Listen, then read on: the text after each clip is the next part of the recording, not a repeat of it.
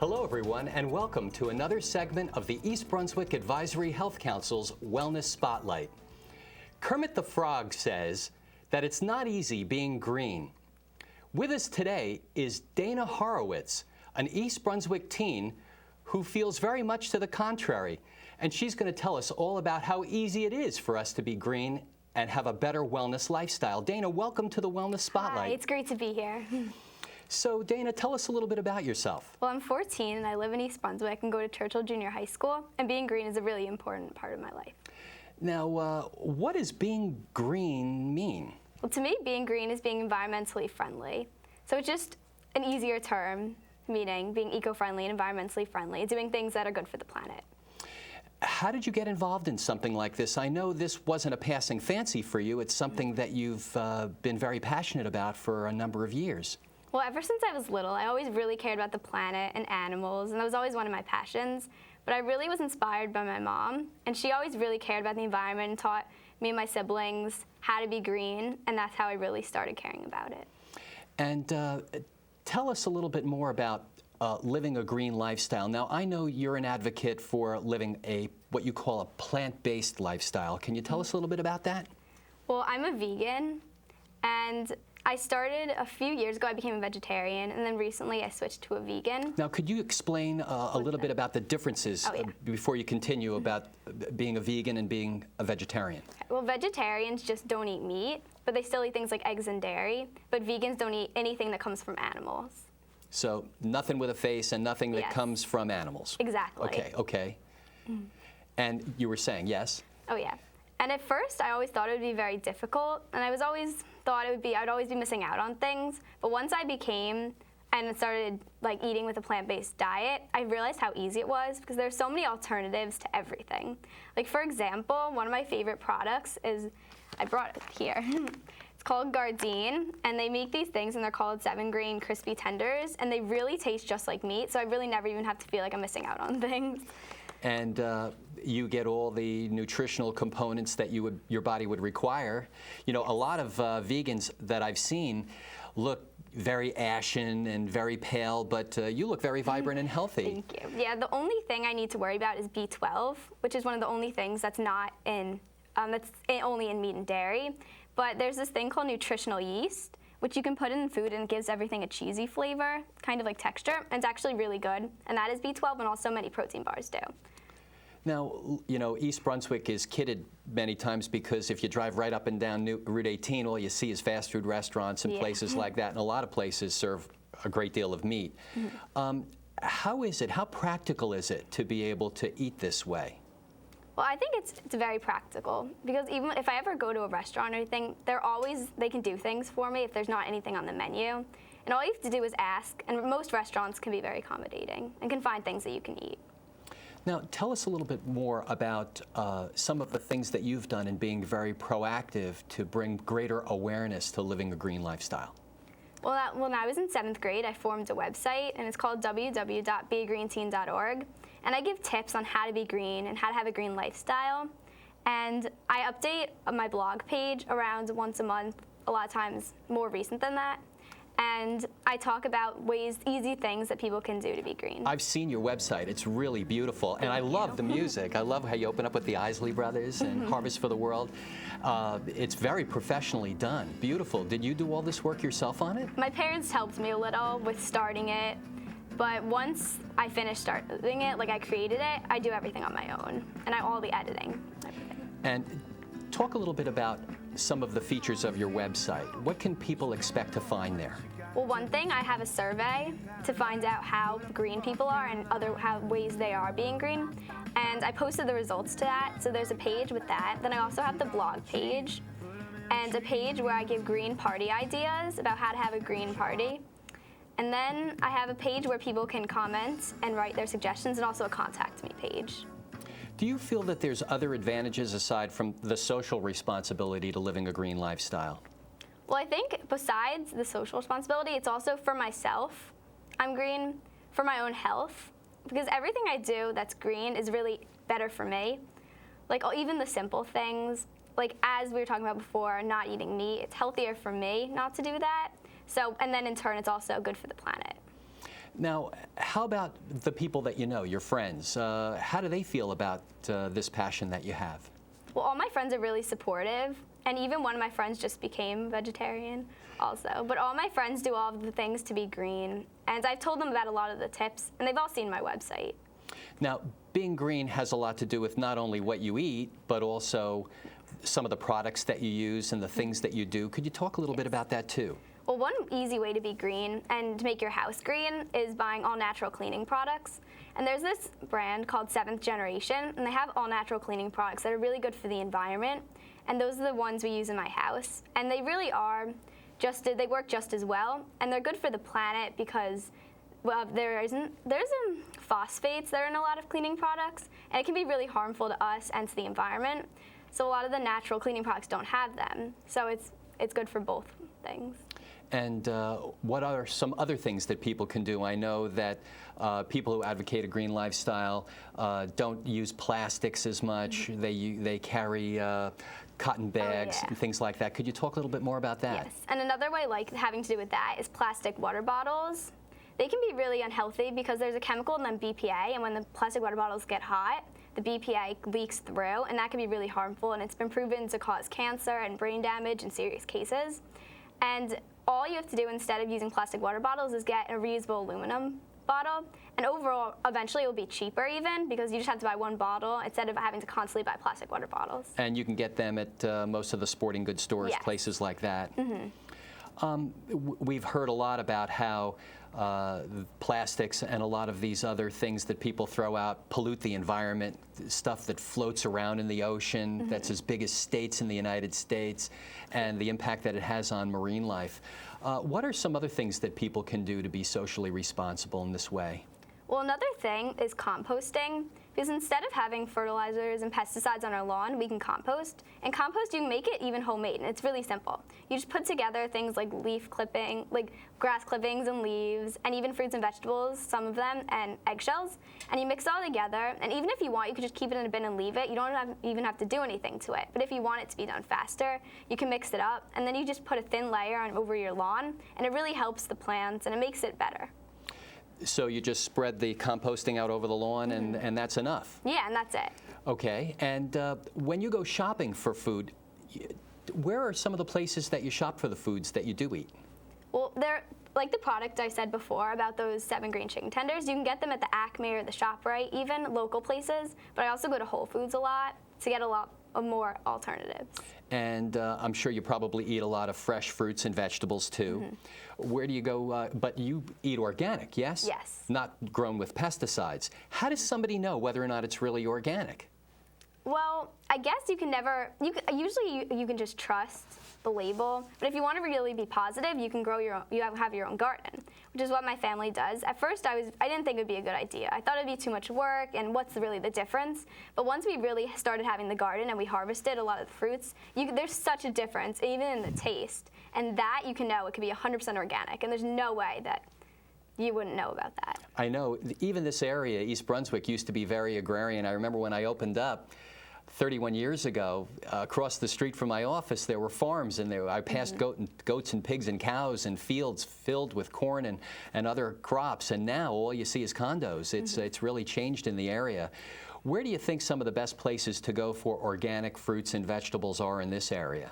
Well, I know there's a local farm called G. Marie's, and that's where we go a lot of the time to get our stuff. And there's also, I think, a lot of supermarkets have local or organic foods. And as far as other things that people can do, I know that you also bring awareness about the things that not only people put into their body, but place on their body, like cosmetics and things like that.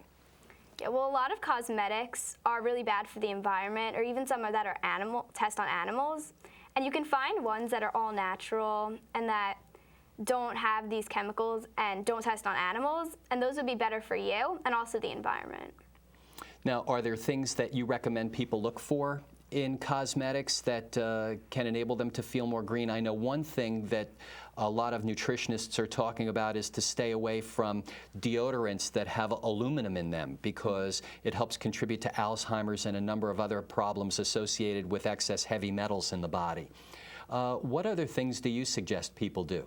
Well, I suggest just in general, if something's all natural or organic, it's usually better for you too. Because if you think about it, things that are not environmentally friendly are usually bad for our body too. So basically, just by getting things that don't have any chemicals, even you can just read the label. And if you know everything that's in it, then usually it would be good for you. But the things that have tons of chemicals that you've never even heard of, those are the things that are bad. Dana, I want to go back to the food aspect of living the green lifestyle for a little while longer. On your website, you talked a little bit about what it takes to grow meat, the resources that are involved, and what it does to the environment. Oh, yeah. The meat packing industry and the effects of the meat packing industry on the environment. Could you talk a little bit about that? Well, taking the process of factory farms and how they have this maximized production of all of the meat in this country is what they do is they cut down rainforests, and there's even this fact that says that one football-sized field of rainforest is being cut down every second of every day for factory farm industries. And they take all of that land and they grow lots of corn and other grains just to feed the animals, when all of those grains and corns could be fed to feed people, but they're used to feed the animals for to maximize production. And at the same time, they're also feeding the animals with drugs and hormones and chemicals, things that are really bad for us. To fatten them up and get them to market quickly. And it's bad to cut down the rainforest because that's where a lot of important plants are that are based on making some of the drugs that people are looking for today, as well as replenishing the oxygen that's being depleted from the atmosphere. What about the resources involved in growing a cow? I know that you said something about the resources that it takes to make one hamburger patty could make 100 bowls of rice. Yeah. Well, there are a lot of facts like that that really are true. There's this study, I think I brought a paper that talked about it, and it was from the British Heart Foundation Research Group at Oxford, and they were saying that more than 45,000 lives a year could be saved if everyone just ate meat no more than 2 or 3 times a week, and it would stop 31,000 people from dying early from heart disease, 9,000 from cancer, and 5,000 from stroke. And even those numbers are very astonishing, and they just show how bad it really is for us, and at the same time for the environment. It's true. I know that there's a big dialogue that's going on right now about the role of meat in our diet and what it can do to people.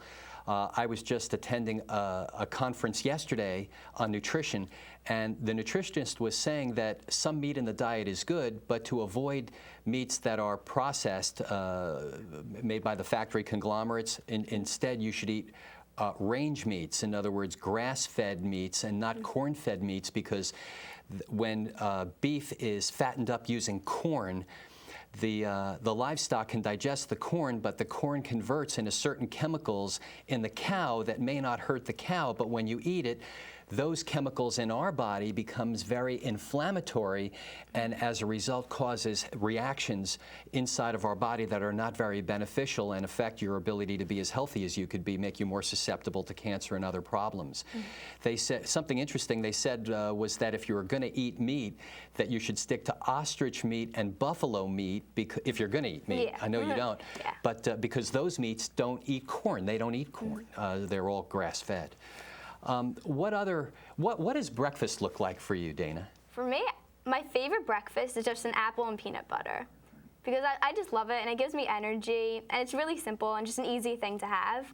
And if I'm not having that, I'll usually have a muffin or something like that. Now, what about wheat? You'll eat plenty of wheat-based products? Yeah. I can really, everything I can have that's the same. Alternatives, for example, I was really upset when I became vegan because I thought I was going to have to give up brownies. Brownies are my favorite thing. My mom and I just found this recipe where you can make them with flaxseed meal instead, and I think they're even better. So I really don't have to give up anything. So, Dana, where's the brownies? Should have brought them. Okay, and all right, so that's breakfast. That sounds pretty good. And what do you drink for breakfast? Just water, or do you have something else? I drink calcium-fortified orange juice. Okay. Just to get more calcium. Good, and now let's go to, do you have a snack in the middle of the afternoon, or do you go right to lunch? I have lunch pretty early at school. I have lunch at 10:30, so I just go to lunch. All right, and you brown bag it, I'm figuring, right? Well, I have a reusable bag. Okay, and what do you have for lunch? I A lot of times I have a hummus sandwich. Uh-huh. A hummus sandwich with tomatoes and things, or a bean burrito. I just had that today. And I'm trying to think of the other things I have for lunch. Usually things around like that. And there are a lot of different things I can have. All right, and then you come home from school. Do you have a snack in the middle of the afternoon after you get back, or? I usually eat fruits or vegetables for snack. Okay, and now dinner time. Dinner. Well, my mom makes all of these different things, like seitan. It's amazing, and it's a wheat gluten, and we have that a lot. And a lot of times you can really make it taste like meat, so it's really good. We also have tofu, quinoa, and there's so many different things we can have for dinner. Is there anything that you miss the most since you went green? Like food-wise? Yeah. Not really. I thought it was going to be brownies, but now that I can have them, I'm very happy about that. And everybody knows that chocolate is the food of the gods, so there you go. Yeah.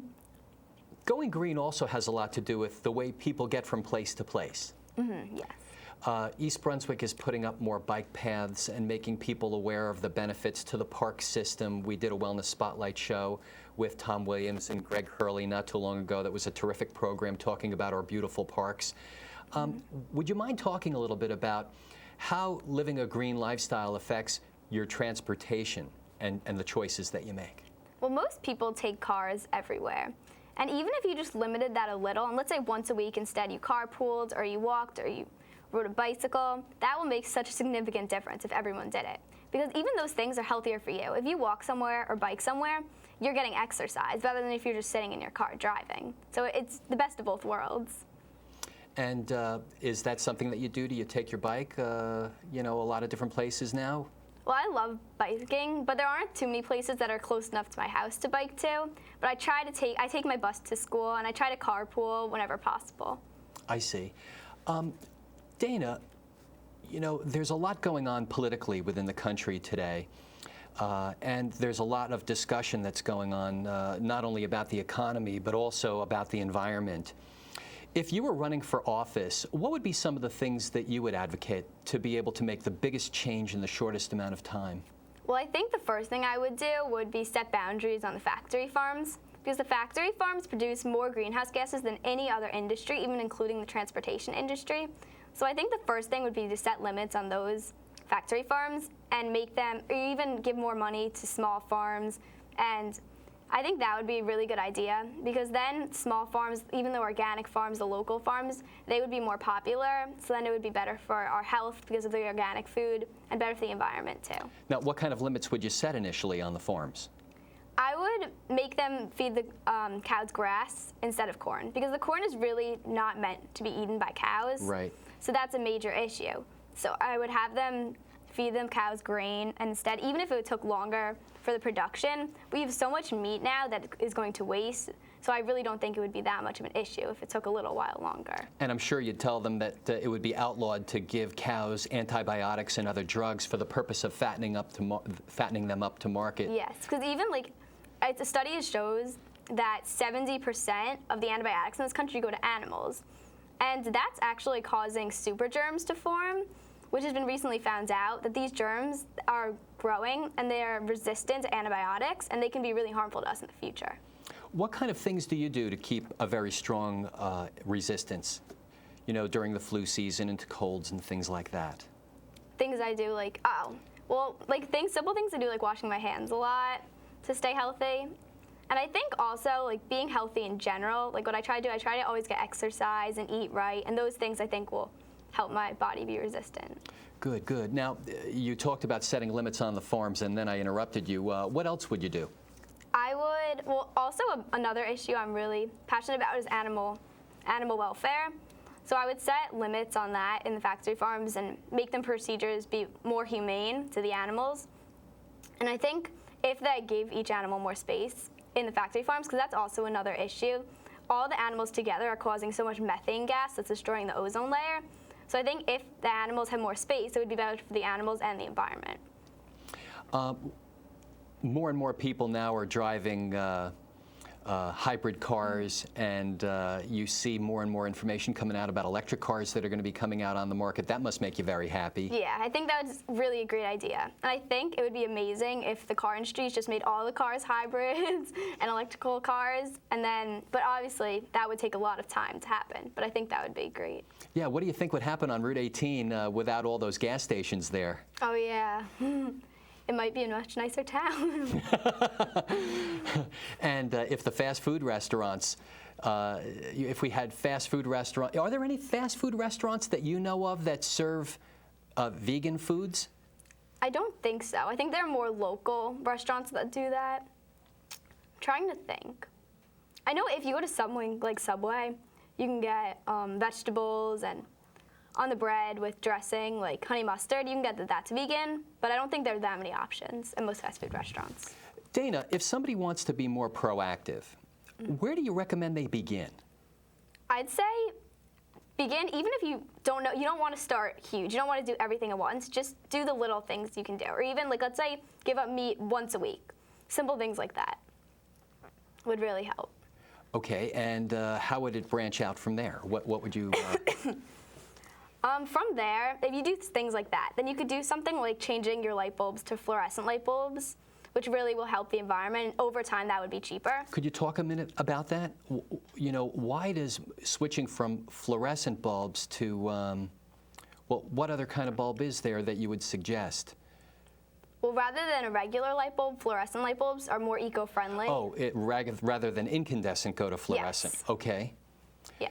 Because they last longer? Yeah, and they don't need to be changed as often, so that saves more light bulbs. And they don't use as many kilowatt hours. They require less electricity. Yes.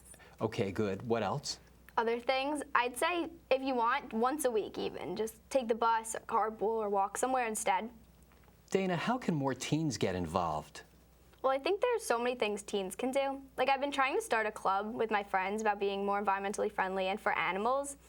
And a lot of teens really want to be involved, they just don't know how to do it. And like I was talking about before, teens can just do the little things. You don't have to go all or nothing. You can do a little bit of each thing to really help the environment and yourself.